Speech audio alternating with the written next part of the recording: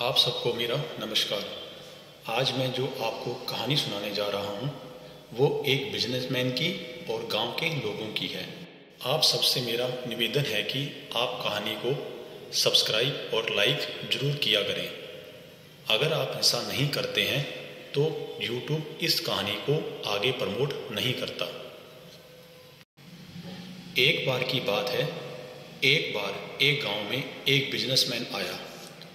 उसने गांव वालों से कहा कि मेरे पास एक स्कीम है और इस स्कीम के तहत मैं बंदरों को खरीदना चाहता हूं। अगर आप मेरे पास बंदर लाएंगे तो मैं हर बंदर का आपको 100 रुपया दूंगा।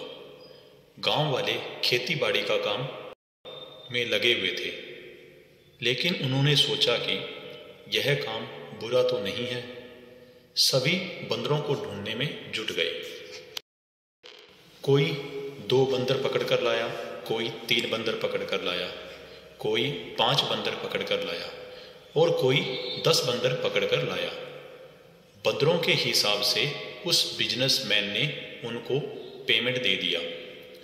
गांव वालों को भी लगा कि ठीक है, उनको उसकी मेहनत का फल मिला है और यह बिजनेसमैन ईमानदार है। थोड़े दिनों बाद बिजनेसमैन वापस आया और उसने कहा, अब की बार आपको 200 रुपये मिलेंगे। गांव वालों को लगा कि हमें यह काम करना चाहिए या नहीं करना चाहिए। उन्होंने आपस में डिसाइड किया कि ठीक है, हम बंदरों को पकड़ लेंगे, लेकिन बंदर इतने बचे ही नहीं हैं, इसलिए उनको बंदर ढूंढने में दिक्कत का सामना करना पड़ेगा।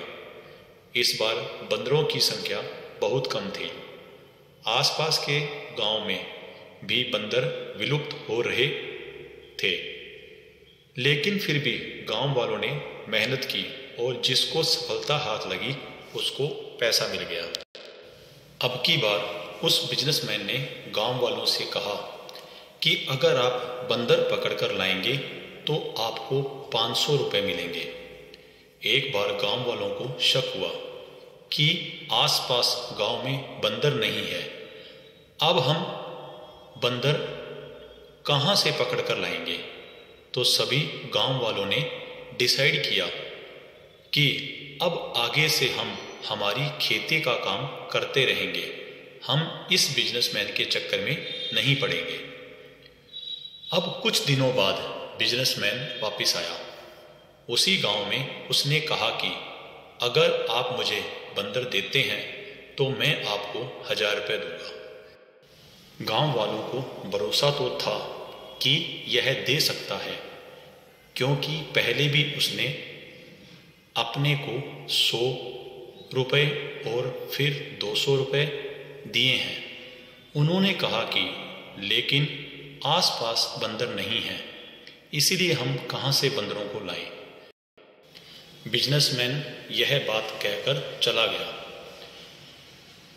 लेकिन उसके साथ में उसका जो सलाहकार था उसने गांव वालों से कहा कि देखो, मेरा बॉस तो चला गया है, आप चाहें तो 500 रुपये में मुझसे बंदर खरीद कर 1000 रुपये में बेच सकते हो। गांव वालों ने कहा कि ठीक है।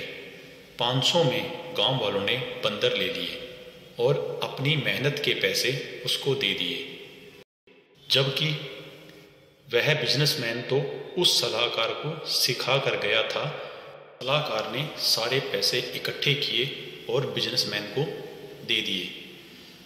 उसके बाद बहुत टाइम तक जब बिजनेसमैन गांव में बंदर खरीदने नहीं आया तो गांव वालों को समझ में आ गया कि उनके साथ धोखा हुआ है।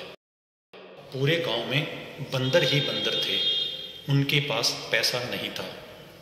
इस कहानी से हमें यह शिक्षा मिलती है कि जालसाजी में नहीं आए। आपके पास जो भी पैसा हो उसे संभाल कर रखिए, किसी की बातों में मत आइए, क्योंकि आपका धन ही मुसीबत में आपका सच्चा साथी है। आशा करता हूँ कि यह कहानी आपको पसंद आई होगी।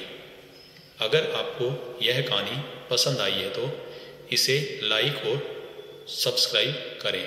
हम आपके लिए इसी तरह से अच्छी अच्छी कहानी लाते रहेंगे। कहानी को अंत तक देखने के लिए धन्यवाद।